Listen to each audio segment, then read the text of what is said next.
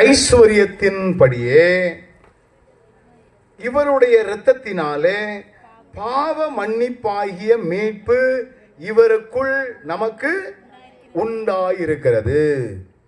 இப்ப இயேசு கிறிஸ்துவை நாம் விசுவாசிப்பதினால், நம்புகிறதினால், ஏற்றுக்கொள்கிறதினால், அவருக்கு நாம் அடிமையாக மாறுவதின் மூலமாக ஆண்டவர் நமக்கு தரக்கூடிய முக்கியமான ஒரு ஆசீர்வாதம் என்ன அப்படின்னா, பாவ மன்னிப்பினுடைய நிச்சயமுள்ள ஒரு வாழ்க்கை. இன்னைக்கு நிறைய பேர் பாவங்களை செய்து கொண்டே உலகத்திலே பரிசுத்தவானாக தங்களை காட்டிக்கொள்ளக்கூடிய மக்கள் நிறைய பேர் இருக்கிறார்கள். ஆண்டவரோ நம்முடைய பாவங்களுக்கு தக்க நம்மை தண்டியாதபடி பாவங்களில் இருந்து ஒரு பெரிய மீட்பை அவர் நமக்கு பெற்று தந்திருக்கிறார். இயேசு கிறிஸ்துவினுடைய இரத்தம் சகல பாவங்களிலும் இருந்து நம்மை ரட்சிக்கிறது. இந்த பாவ மன்னிப்பை இயேசு கிறிஸ்துவை தவிர வேறு ஒருவராலும் தர முடியாது. இந்த பாவ மன்னிப்பு என்பது முக்கியமான ஒரு காரியம். ஐயா, நான் இத்தனை ஆண்டுகளாய் கிறிஸ்தவனாக இருந்தும் பாவ மன்னிப்பினுடைய நிச்சயத்தை பெற்றுக்கொள்ளாவிட்டால் நம்ம இன்னும் அந்த இயேசுவை அறிய வேண்டிய விதமாக அறியவில்லை. சில பாவங்களை நாம் செய்யும் பொழுதெல்லாம் உலகம், நீ இப்படிப்பட்டவன் தானே, நீ இப்படி பண்ண அயோக்கியம் தானே அப்படின்னு உலகம் நம்மை தண்டிக்கக்கூடிய அளவிலே சில காரியங்கள் செய்து கொண்டிருக்கும். ஆண்டவரோ அவரிடத்திலே நம்முடைய பாவங்களுக்காக நாம் மன்னிப்பை கேட்கும் பொழுது ஆண்டவர் நம்முடைய பாவங்களை மன்னித்து நமக்கு மறுவாழ்வு கொடுக்கிறார். பாவங்களை நீ இப்படி பண்ணினவன் தான் என்று அவர் ஞாபகத்தில் வைப்பதே இல்லை. வேதம் அதற்கு நல்ல ஒரு உதாரணத்தை நமக்கு சொல்லுகிறது. பாருங்கள், லூக்கா எழுதின சுவிசேஷம் 23வது அதிகாரம் 43வது வசனத்தை நாம் வாசித்து பார்க்கும் பொழுது வேதம் சொல்லுகிறது, இயேசு அவனை நோக்கி, இன்றைக்கு நீ என்னுடனே கூட பரதேசியில் இருப்பாய். உண்மையாகவே தவறு நிமித்தமாக தண்டிக்கப்பட வேண்டியவன், தன்னுடைய தவறுக்காக சிலுவையிலே அறையப்பட்டவன் ஆண்டவரை புரிந்து கொண்டான். ஆண்டவர் சிலுவையிலே அறையப்பட்டாலும் தன்னை சுற்றி இருக்கிற மக்களுக்காக மன்னிப்பை கோருகிறார். பிதாவே, இவர்களுக்கு மன்னியும். அப்ப ஆண்டவருடைய செயல்பாடுகளை கவனித்து தன்னை அர்ப்பணிக்கிறார். வேதவசனம் சொல்லுகிறது, தன்னோடு கூட அறையப்பட்ட இன்னொரு கள்ளனை அவர் கடிந்து கொள்ளுகிறார்.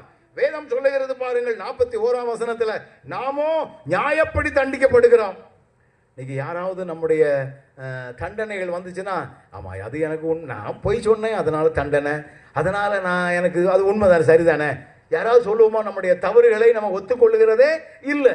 ஆனால் இந்த கள்ளன் தன்னுடைய தவறை ஒத்துக்கொண்டு நாம் நியாயப்படி தண்டிக்கப்படுகிறோம். யார் தங்களுடைய தவறுகளை ஒத்துக்கொள்ளுகிறார்களோ நிச்சயமாகவே ஆண்டவரால் நாம் மன்னிப்பை பெற்றுக்கொள்ள முடியும். அப்ப இயேசு கிறிஸ்துவால் நமக்கு என்ன கிடைக்கிறது அப்படின்னா, பாவ மன்னிப்பு கிடைக்கிறது. இந்த உலகத்திலே நிறைய பாவங்களை செய்ய வேண்டிய கட்டாய நிலை வருகிறது. சில விஷயத்துல பொய் சொன்னாதான் நமக்கு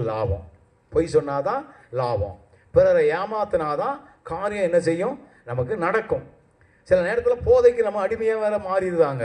அசிங்கமான வார்த்தைகளை நம்ம பேசிடுதோம், பொறாமப்பட்டிருந்தோம். சின்ன விஷயத்திலையும் நம்ம விட்டு கொடுக்கக்கூடிய தன்மைகள் நமக்கு இருக்கவே மாட்டுக்குது. இப்படிலாம் சில தவறுகள் செய்யும் பொழுதெல்லாம் இப்படிப்பட்ட பாவங்கள் எல்லாம் நம்ம தனியாய் உட்கார்ந்து, ஆண்டவரே என்னுடைய தவறுகளை நீர் எனக்கு சுட்டி காட்டும் என்று நாம ஜெபிக்கும் பொழுது ஆண்டவர் நம்முடைய தவறுகளை நம்மோடு கூட இடைபடுவார். இந்த தவறுகளுக்காக நாம் மனஸ்தாபப்படுவோமே என்றால், ஒரு 4 வருஷத்துக்கு முன்னால மூப்பர்கள் அப்படிங்கிற தலைப்பில் ஒரு பிரசங்கம் பண்ணேன். மூப்பர்கள், இந்த எலெக்ஷன் நேரத்தில் நம்பிக்கை தொலைக்காட்சிக்கு நான் ஒரு பிரசங்கம் பண்ணேன். சென்னையிலேருந்து ஒருத்தர் எனக்கு கால் பண்ணார்.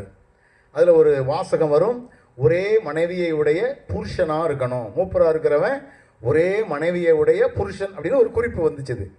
அப்போ சென்னையிலேருந்து அவர் எனக்கு கால் பண்ணார், பிரதர் நீங்கள் நல்லா பண்ணீங்க, ஆனால் இனிமே பண்ணும்பொழுது இதையும் சேர்த்துக்கிடுங்க அப்படின்னார்.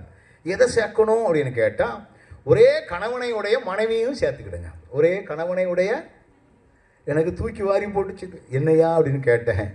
என் வீட்டம்மா பகலை எங்கே தான் போகிறாளோ, என்னதான் செய்கிறாளோ, எனக்கு ஒன்றுமே என்ன செய்ய மாட்டேங்குது. இன்னைக்கு நிறைய துரோக செயல்கள் அநேக குடும்பங்களில் நடக்குதுக்கு. பெற்றோர்களுக்கு விரோதமாக தெரியாமல் பிள்ளைகள் செய்யக்கூடிய துரோகங்கள், கணவருக்கு தெரியாமல் மனைவி செய்யக்கூடிய துரோகங்கள், மனைவிக்கு தெரியாமல் கணவர் செய்யக்கூடிய துரோகங்கள், அது எந்த துரோக செயல்களாக இருந்தாலும் மன்னிக்கிறவர் இயேசு கிறிஸ்து. மன்னிக்கிற நம்முடைய தவறுகளை நாம் அறிக்கை பண்ணி, ஆண்டவரே நான் இப்படிப்பட்ட பாதாளமான ஒரு பாவத்தில் விழுந்துட்டேன், என்னை தூக்கி எடும் என்று சொல்லி நம்ம கதறுகிற வேளையிலே பாவ மன்னிப்பினுடைய நிச்சயத்தை ஆண்டவர் நமக்கு கிருபையாக தருகிறார். இந்த ஆசீர்வாதம் இருக்கிற ஆசீர்வாதங்களிலேயே மிக சிறந்த ஆசீர்வாதம். பாவ மன்னிப்பினுடைய நிச்சயம் நமக்குள்ள வந்துச்சுன்னா எங்க படுத்தாலும் நமக்கு என்ன வந்துடும்? தூக்கம் வந்துடும், நிம்மதியான தூக்கம். இயேசு என் பாவத்தை மன்னித்தார். பாவத்தோடு நாம் வாழ்ந்து கொண்டிருந்தால் நம்ம செய்யக்கூடிய தவறுகள் உள்ளத்தில் உறுத்திக்கிட்டே இருக்கும், நமக்கு நிம்மதியை கெடுத்து போடும். வெளியில வந்தாவா சில காரியம் பண்ணிடலாம், ஆனால் உள்ளத்தின் ஆழத்தில் நமக்கு சில எண்ணங்கள் வந்து கொண்டு தூக்கத்தையே கெடுத்து போடும். எப்படிப்பட்ட தவறுகள் எல்லாம் நம்முடைய தூக்கத்தை கெடுக்கிறதோ உடனே நம்ம அறிக்கை பண்ணுவோம். ஆண்டவராகிய இயேசு கிறிஸ்து மட்டுமே நம்முடைய பாவ மன்னிப்பினுடைய நிச்சயத்தை தர முடியும். இந்த ஆசீர்வாதங்களை நாம் அனுபவிப்போம்.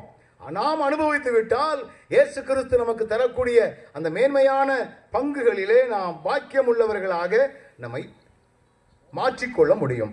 இரண்டாவது, ஆண்டவர் நமக்கு தரக்கூடிய இன்னொரு ஆசீர்வாதம் என்ன? புதிய வாழ்வை தருகிறார். புதிய வாழ்வு. அது என்ன? புதிய